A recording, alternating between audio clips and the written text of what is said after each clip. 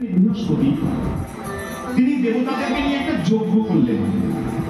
সেই যজ্ঞে যখন পূর্ণাহুতি দিয়ে দিচ্ছেন, যজ্ঞ যখন শেষ হয়ে যায়, সব ভিড়টা ঢেলে দেয় না, শেষ করে মন্ত্র বলে অগ্নিবীরে ইত্যাদি ইত্যাদি, তা যখন ঢেলে দিচ্ছেন তখন দেখা গেল যজ্ঞ কুণ্ড থেকে একটা বাঁশ, বিশাল বড় একটা বাঁশ আস্তে আস্তে বেরিয়ে এলো। বাঁশটির 25টা পর্ব, পর্ব মানে বুঝতে পারছেন তো, বাঁশ দেখুন একটা গিট থেকে আরেকটা গিট, মানে একটা গ্রন্থি থেকে আরেকটা গ্রন্থি, এটা বলে পাপ বা পর্ব, পাপ বলে না, পাপ বা পর্ব, এইগুলোকে বলে এক একটা পর্ব। 25টা পর্বে একটা বাঁশ। সবাই বলে বাঁশটা নিয়ে কি হবে, বাঁশটা নিয়ে কি হবে, দেবগুরু বৃহস্পতি বলে দাঁড়াও আমি ব্যবস্থা করছি, মাছটাকে কেটে কেটে টুকরো টুকরো করো, কি বিজোড় সংখ্যায় 9, 7, 5, 3, 1, বা এদিক থেকে বলতে পারেন 1, 3, 5, 7, 9, এরকম হয়ে গেল। 9 আর 7 16, 16 আর 5 21, 21 আর 3 24,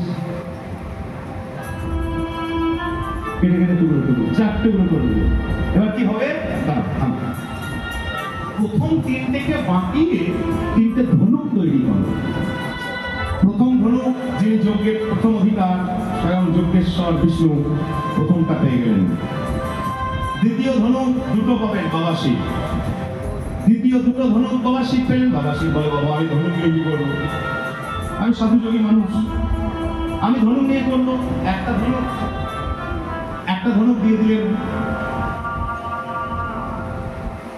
বাবা শিব পরশুরামকে। এটাই আমাদের দরকার। পরশুরাম ত্রেতা যুগে রাম অবতারে, রামের আগে একটা অবতার আছে পরশুরাম। এবার পরশুরামের হরধনু, একে বলে হরধনু, বাকিটা সবাই জানেন, ছোট করে এক লাইনে বলি। হরধনু নিয়ে সীতার বাবা জনক, রাজর্ষি জনক, জনকের ঘরে এসেছেন।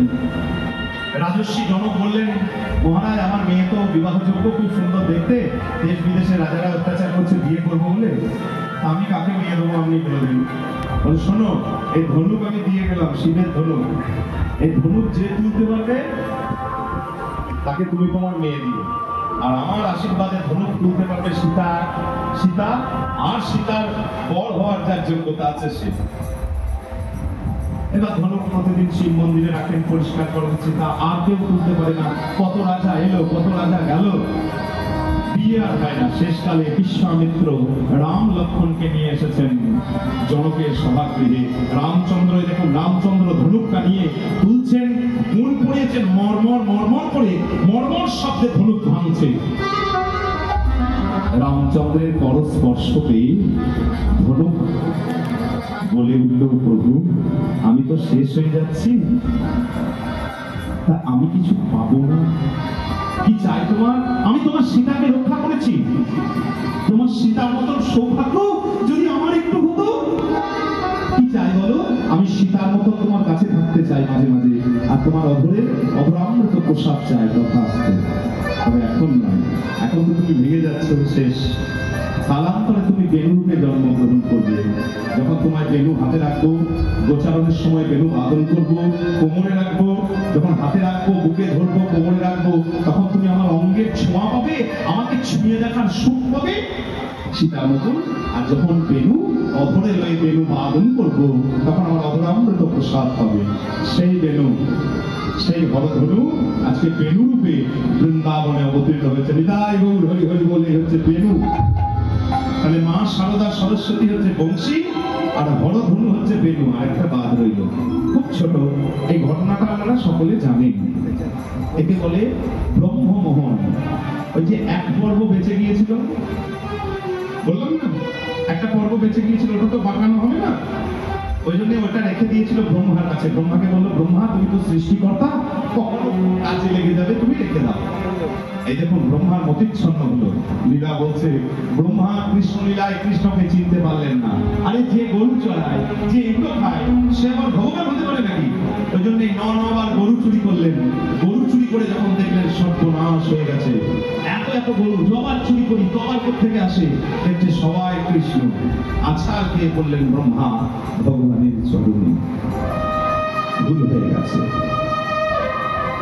আমি তোমারই গর্ভ থেকে সৃষ্টি, পদ্মজনী, আমি তোমার সন্তান, আমার ভুল তুমি ক্ষমা করো, আমার ভুল অপরাধ তুমি ক্ষমা করো। করো। আর এই অপরাধের ত্রুটি হিসাবে আমি তোমায় একটা জিনিস দিতে চাই। মোহন মুরলী, বলে মোহন মুরলী, ব্রহ্ম মোহনে মুরলী, ব্রহ্মা মোহিত হয়েছিল, তার জন্য সে এক পর্বের মুরলী নির্মাণ করে গোবিন্দের হাতে দিলেন। তাহলে সেই ব্রহ্মমোহনের মুরলী আর আমাদের হরধনু বেনু আর বংশীরূপা মা সরস্বতী, এই তিনটি আজকে গোবিন্দ লীলায় অংশগ্রহণ করবো বলে এসেছেন। এবার আমরা থিওরিটা মোটামুটি একটু আধটু বলার চেষ্টা করলাম, নিতাই চাঁদ যেটুকু বলা করালেন আমরা একটু আধটু বলার চেষ্টা করলাম যে